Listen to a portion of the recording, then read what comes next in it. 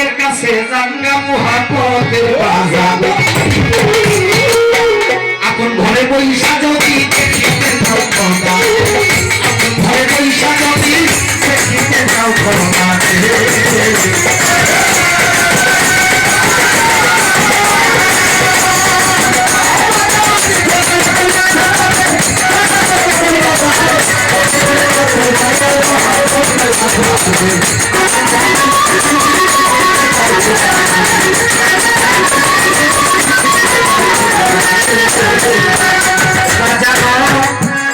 আমার মুর্শিদের সালাত চালুয়া বিপদে সোচাইয়া এলে দেখে সালাত জাকা শিখাইব তবে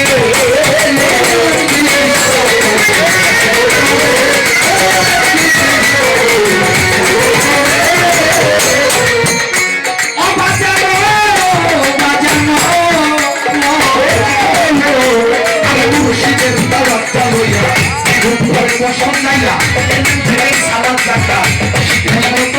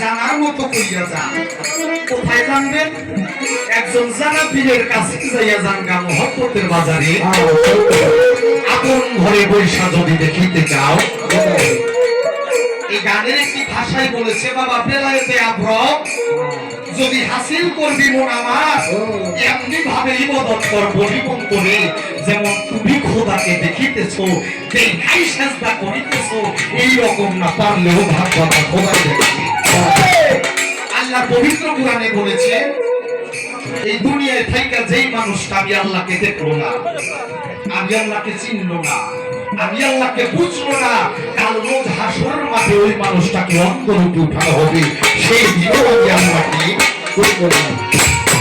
এবার আল্লাহকে মানুষ দেখে কিভাবে?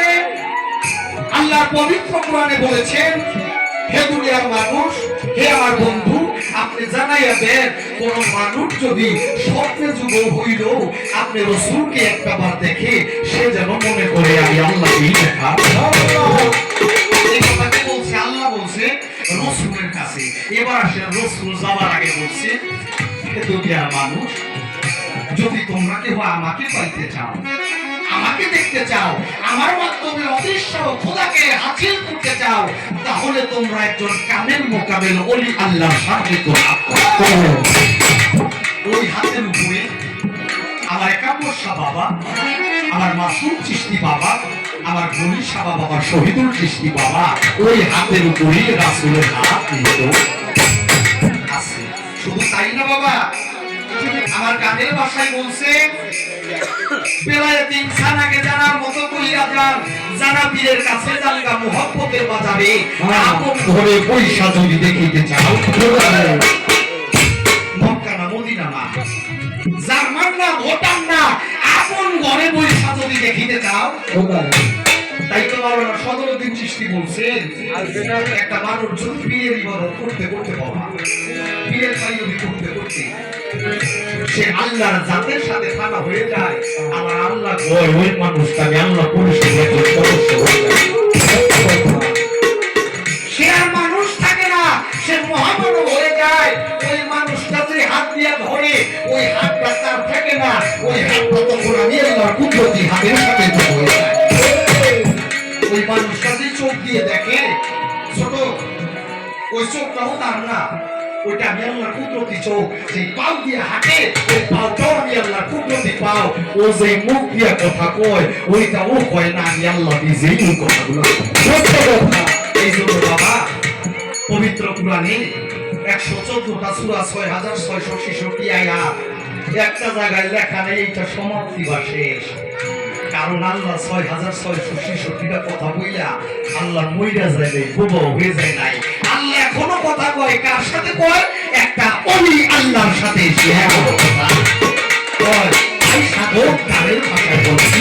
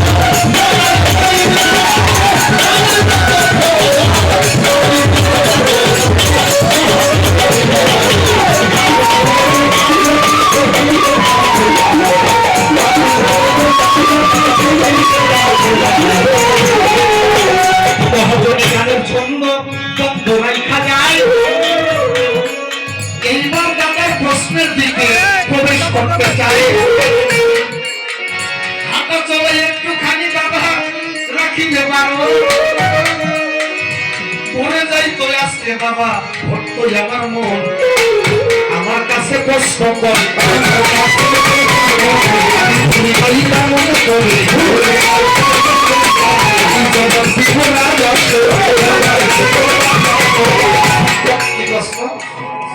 প্রথম তার পরে খুব কায়দা করে রাখছে, খুব কায়দা শুরু করে রাখছেন। আপনারা জ্ঞানী জন, আপনারা বুঝতে পারছেন ব্রেনটা কত হয়েছে। আল্লাহ পাক তার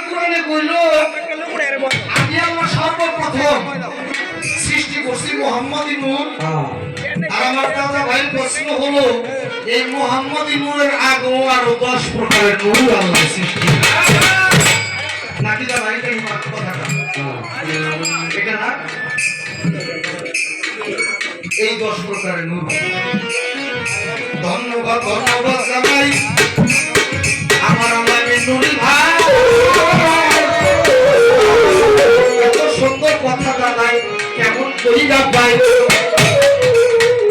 আগে নূর বিষয়টা আমাদেরকে বুঝতে হবে নাকি বাবা নূর চিন্তা হইব না নূর শব্দে নূর হলো আরবি শব্দ নূর শব্দের বাংলা অর্থ হলো আলো আলো নূর শব্দের অর্থ আলো। এখন আসে আল্লাহ এই দুনিয়া সৃষ্টি করার আগে উনি একা একা স্বর ডিম করে ভিতরে বাসমান অবস্থায় ওই সময় ওনার ভিতর 10টা আলোকিত ইচ্ছা শক্তি জাগৃত হল। সত্য কথা 10টা ইচ্ছা শক্তি নূর শব্দের অর্থ আলো। এই আলোটা হলো মানুষের জ্ঞান। এর ভিতর না 10টা শক্তি আবির্ভাব হইল। যেমন এর ভিতর একটা হলো আল্লাহ একা একা স্মরণ আর একা একা ভালো লাগে না ওনার ভিতর এই পৃথিবীর সৃজনের একটি ইচ্ছা শক্তি জাগ্রত। ওনার ভিতর জাগৃত হলো প্রেম। আল্লাহ পাক এই মুহাম্মদী নূর সৃষ্টির আগে কোন কোন জায়গায় বলছে আওয়ালে মা খালাকাল্লাহু মিন নূরি কোন কোন জায়গায় বলছে আওয়ালে মা খালাকাল্লাহু মিন ইশক। আল্লাহ সর্বপ্রথম সৃষ্টি করছে না ইশক মানে প্রেম। এমনি ভাবে 10টি ইচ্ছা শক্তি নাকি ধনী না যায় এটা কিন্তু পারফেক্ট করা মনে ভাইবা হয় নূর দিয়া পয়েন্ট রাখছে। এই নূর সরাসরি নেই নূর আমার একটা রাখতে হবে না পয়েন্ট বাবা। আপনাদের কাছে খারাপ লাগে বাবা খারাপ লাগে বাবা যেটা কারণ গান তো ইউটিউবে সার্চ দিলে আমার নূরের হাজার হাজার গান আছে কিন্তু আজকে ওনার নাম নুরি আর বাচ্চা কিন্তু নূর নই। একটু দেখা দেখি দরকার আছে না প্রশ্ন পরে করবো আগে নূরের ভাই ঝগড়া করে আল্লাহ পাকের অনেক ওলি আউলিয়া আছে তার মধ্যে উল্লেখযোগ্য একজন ওলি হলো যার নাম ছিল হযরত বাইজিদ বুস্তামি। বাইজিদ বুস্তামি একদিন মাঠের ভিতর বৈশা বাইজিদ বুস্তামি একজন আরো 11 জন আউলিয়া নিয়ে ওরা আলোচনা করতেছে। কথাটা একটু খেয়াল করে শুনবে বাবা যা পায়ে হাত দিয়ে বলি। এমন অবস্থায় 5 থেকে 6 বছরের একটা শিশু বাচ্চা খেলা করতে করতে এক আউলিয়ার মাথার উপরে একটা টেনিস বল লাগে গেছে। যখন বলটা আউলিয়ার মাথায় লাগে আউলিয়া একটু আগুনবিত হয়ে তাকিয়ে বলে এত বড় বেয়াদব বাচ্চা এটা কার বাচ্চা? ও বাবা কথা শুই না বাইজিদ বুস্তামি নিজ দিকে মাথা দিয়েছে। বাইজিদ বুস্তামি ডাইকা কয় বাবাজি আপনারা বকাবকি কইরেন না এই বাচ্চাটা আর কারণ না এটা হলো আমার লালিত বাচ্চা। বাইজিদ বুস্তামির দিকে তাকাই কয় আপনি এত বড় জোনাউলিয়া আপনি মাথার জাতা উলিয়া আপনার ঘরে এইরকম সন্তান কি কইরা হইল? বাইজিদ বুস্তামি কথা শুনে উনি চক্ষু বন্ধ করে মেডিটেশন ধ্যান জগতে চলে গেলেন। আপনারা দেখছেন আগে যখন আগে এই কিছুদিন আগে ওই যে টিভি ডিভিডি ছিল সিটি রিমোট দিয়ে তাই না পিছনে ওঠে আবার সামনে নেওয়া যায়।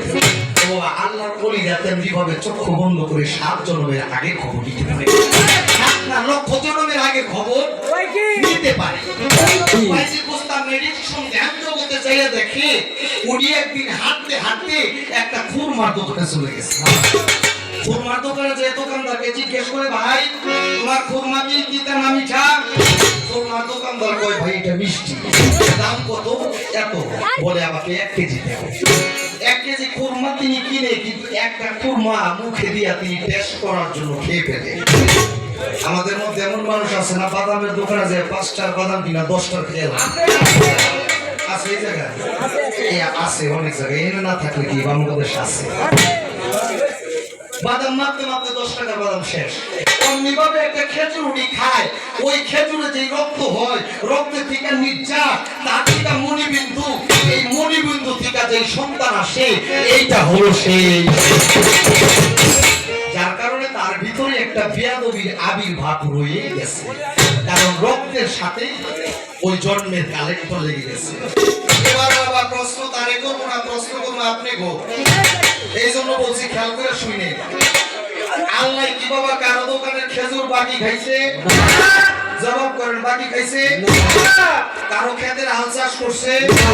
আল্লাহ কারো মাথায় বাড়ি দিছে? তাইলে বুঝা গেল আল্লাহ মহাপবিত্র। তাহলে আল্লাহ থেকে যে নূরটা চুয়াইলো এটার নাম হলো মুহাম্মদী। নাকি বাবা ভুল কইলা?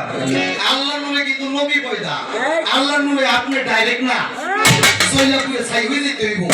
আল্লাহর নূরে হলো নবী পয়দা। এবার আসে আবার নবী কি কারো মাথায় বাড়ি দিছে? কারো দোকানে বাকি খাইছে? ও বাবা, আমার নবীর ইতিহাস করতে গেলে পাওয়া যায় আমার দয়াল নবীর পায়খানা বলা যাবে না, তার আগে মুবারক শব্দ ব্যবহার।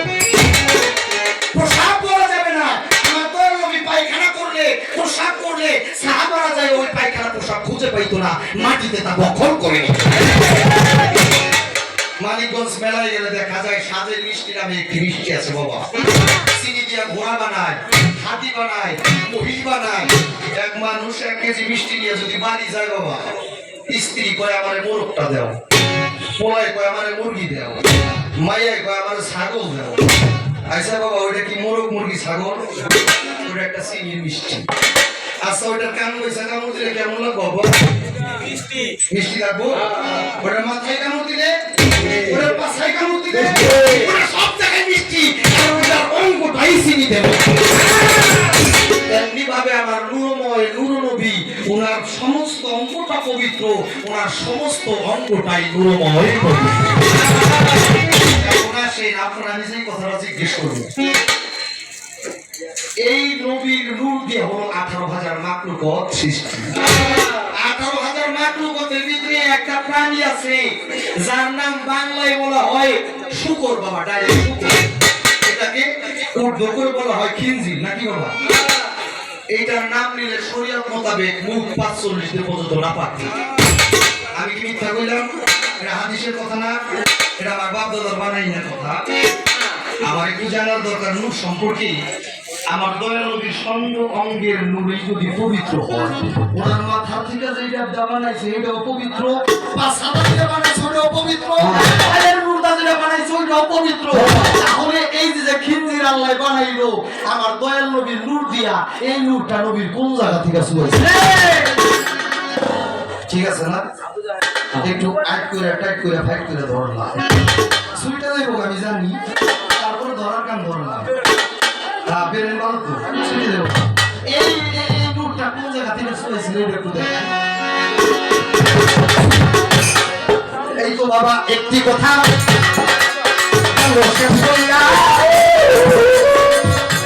একটা প্রশ্ন করছে আসবে তারা